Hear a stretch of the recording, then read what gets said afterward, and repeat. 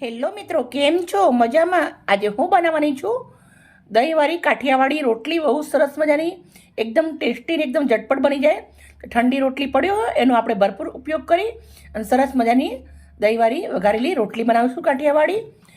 ગરમીની મોસમ શરૂઆત થઈ ગઈ છે, બહુ જ તાપ પડવા માંડ્યો છે, તો આપણે સરસ મજાની આજે ઝટપટ બની જાય એવી રેસીપી બનાવીશું.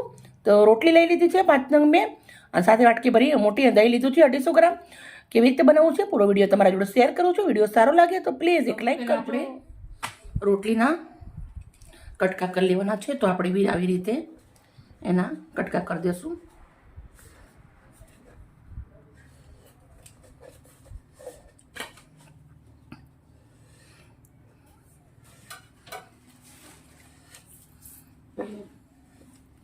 આના પીસ બહુ નાના નથી કરવાના, આપણે આવી રીતે પીસ રેડી કરી દેવાના છે.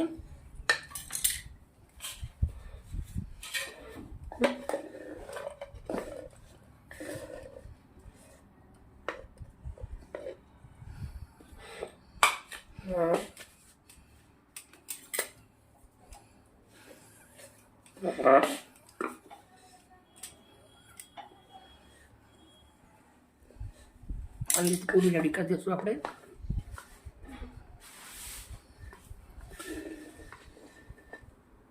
માલ રેડી છે. કઢાઈ લીધી છે, 1 મોટો ચમચા એટલું તેલ નાખું છું, સિંગ તેલ. 1 મોટી ચમચી એટલું રાઈ જીરું નાખું છું, તેલ ગરમ થાય એટલે. હિંગ 1 ચમચી. 4 નંગ મોરા સમારેલા મરચાં છે, 1 ગાંઠ લસણ અને થોડુંક એવો ટુકડો આદુ લીધેલો છે, વાટી લીધેલું.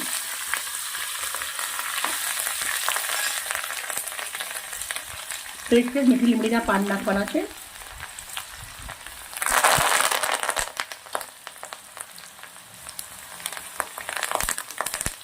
ગેસ ધીમો કરી દઈશું. 1 ચમચી લાલ મરચું, કાઠિયાવાડી બનાવવા માટે તીખું થોડું. 1/2 ચમચી હળદર, 1 ચમચી ધાણા જીરું, 1/2 ચમચી મીઠું. રોટલીના અંદર મીઠું નાખેલું છે એટલે. આપણું મેન ચીજ દહીં, થોડુંક એવું 2 ચમચી એટલું પાણી. 2 મિનિટ જેવું આને દહીંને પહેલાં ઉકાળી લેવાનું છે.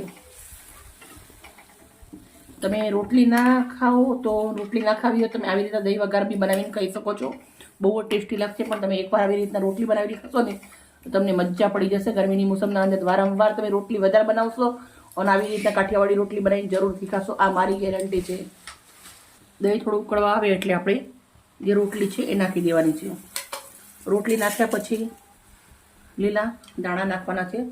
દાણા થોડા મોંઘા આવે પણ સેહત માટે દાણા સરસ, એટલે દવા ખાવી એના કરતાં દાણા ખાવા સારા. સરસ મિક્સ કરી દઈશું. 2 મિનિટ સુધી આપણે ગ્રેવીના અંદર, દહીંના અંદર રોટલીને ચડવા દઈશું.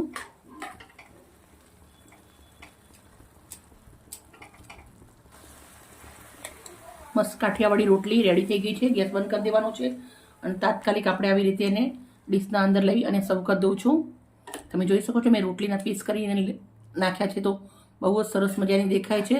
આપણે ટુકડા કરીએ એના કરતાં પણ થોડું કેવું નવું કરીએ તો કંઈક નવું લાગે અને ટેસ્ટ પણ બહુ જ સરસ લાગે. આપણે રોટલી છાશમાં વઘારતા હોઈએ પણ જ્યારે દહીં નાખીને બનાવો ને તો મોજ પડી જાય ભાઈ.